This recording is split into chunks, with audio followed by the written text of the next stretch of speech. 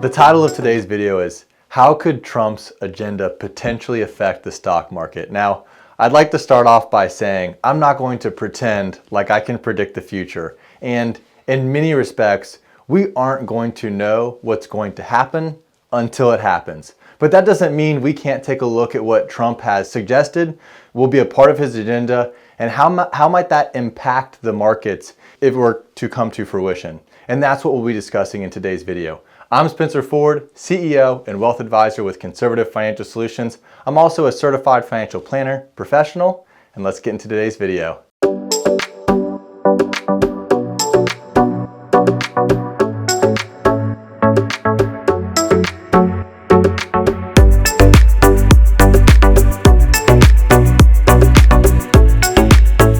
Drill baby drill was a phrase repeated by President Trump on the campaign trail. The thought behind this is that if you increase the oil supply, you will decrease the cost. A simple supply and demand economics idea. Lower oil prices means lower gasoline prices, which would lead to lower prices on many goods and services that require the use of gasoline and fuel to transport them. If it's less expensive to transport your goods to the store, you don't need to sell them at as high of a price to make the profit you want. If this were to take place, this would help reduce inflation, but alas, it's never that easy. The United States is already the world's largest producer of oil, and we're churning out a record 13.6 million barrels a day. We produce more oil than Saudi Arabia or Russia. Yes, we can turn the spigot on to a greater extent, but eventually the law of diminishing returns will kick in. For those that are interested, the law of diminishing returns is an economic principle that states the more you continuously add one input, in this case more oil, to a fixed input, the need for oil, while keeping other factors constant, so there's not going to be an increase in the need for oil.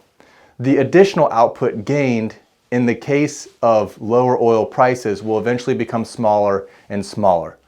Why wouldn't more oil continue to drive down prices? Well, oil companies need oil to stay at a certain price per barrel in order to remain profitable and to fund the exploration of new oil wells or reserves. If oil prices get too low, companies won't have the profitability necessary to spend on exploring for new oil wells or new ways of oil production. And this will lead to a slowdown in new production.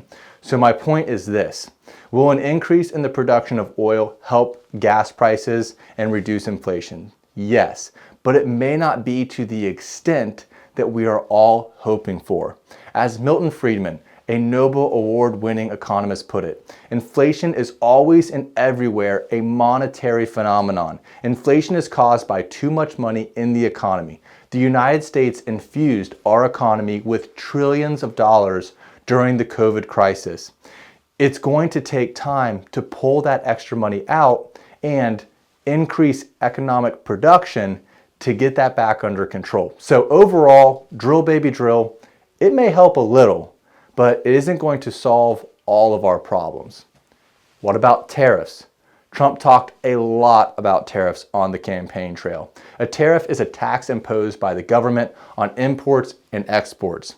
And it's hard to know to what extent he plans to use tariffs.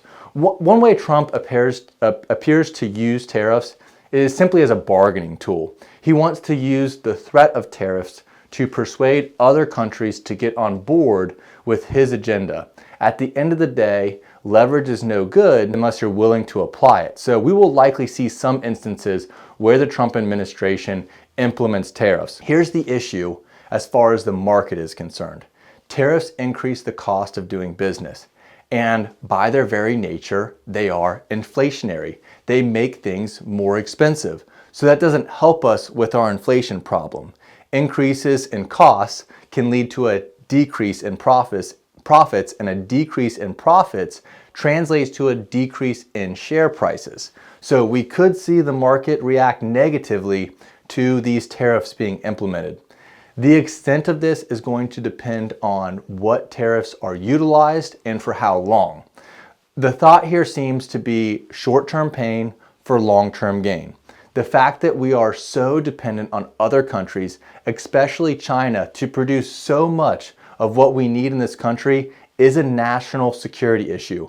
Our cell phones, computers, our electrical grid components like transformers and sanitation equipment are built in China. You can't rule out the possibility that they have a backdoor switch into these products to either track what's going on or shut it down completely. You may totally disagree, and I get it, but that seems to be the thought process behind some of these ideas as it relates to tariffs. Another idea behind implementing tariffs is to give the United States companies that produce goods and services in the United States a competitive advantage. This could turn out to be a great thing for our economy and the market long term, but there's likely going to be some short-term pain. Supply chains are complicated. Think about something as simple as a number 2 pencil. One company cuts down the wood, another company transports the wood, another manufactures it into the shape it needs to be. One company mines the graphite, another company processes it to make it fit the needs of the pencil. One company mines the ore needed to make the metal piece that attaches the eraser to the wood. Another refines it. Another manufactures the pieces. Another company makes the rubber needed for the eraser. This is a simplified list, and we're talking about a number 2 pencil. There are thousands of people and possibly hundreds of companies that goes into making that number 2 pencil. No company is simply going to pick up their supply chain and move it into the United States in a day.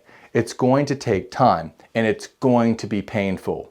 You might still argue that it's necessary, and I understand that argument, but it's potentially going to slow things down and make things cost more while the transition is made. Lastly, you could see other countries retaliate with tariffs of their own. I'm not saying tariffs are a good or bad idea. Their effectiveness probably depends on how you use them, but as it relates to the market, I'm confident that depending on the types of tariffs that are being implemented, we could see some negatives. Our final topic for this video are the tax cuts. Trump has stated that he wants to reduce the corporate tax rate down to 15%. It was 21%. He wants to reduce it to 15% for companies that produce their goods and services in the United States. This is another incentive outside of tariffs to persuade businesses to build and manufacture their products in the United States. I believe the market will view this as a positive. A lower corporate tax rate has the potential to increase profits and therefore share prices. Trump has also said that he wants to make the Tax Cuts and Jobs Act that was passed in 2017 permanent. Many Americans saw their taxes reduced by this legislation. Making this permanent is a big ask though, because it's going to take 60 Senate votes in order to accomplish this. Simply put, Republicans by themselves don't have the votes to get this over the finish line. In my opinion, they extend the tax cuts through a process called budget reconciliation. This is how the original Tax Cuts and Jobs Act of 2017 was passed. Reconciliation allows Congress to pass a law with only 50 Senate votes, and the vice president being the tiebreaker. But there are limitations. One limitation is a debt limit. There are limitations to how much of a deficit the bill can create. That's why when the Tax Cuts and Jobs Act was passed in 2017, the corporate tax rate was permanently reduced from 35% to 21%, but the tax cuts that everyday Americans received were only good for 8 years, ending this year in 2025.